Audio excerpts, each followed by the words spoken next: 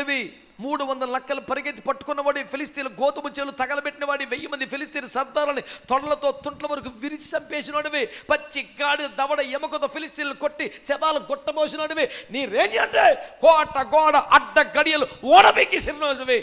నువ్వు ఎక్కడ ఉండాలా? ఏతాము బండ సందులో బస చేశాను కాదు, నివసించను. అంటే తాత్కాలికంగా కాదు, అతను పర్మనెంట్ ప్లేసే. సాధించేవేమో సింహాలు చంపడమా, కోట కోడలు ఓడబీకి కొండ మీదకి ఎసర్చమా, 1000 మంది సర్దారులు తిరిచి చంపేయటమా, పచ్చి గాడిద దవడ ఎమకతో శవాల గుట్ట పేర్చేయటమా, సంఖ్యలను తారపోగల్లాగా తెంపేయటమా. ఇన్ని బీభత్సాలు చేసి వచ్చి సింపుల్గా ఎక్కడ ఉన్నాడు? కొండ సందులో ఒదిగి ఉండడం, తగ్గి ఉండటం, దాగి ఉండటం చేతకట్లా చాలా మందికి.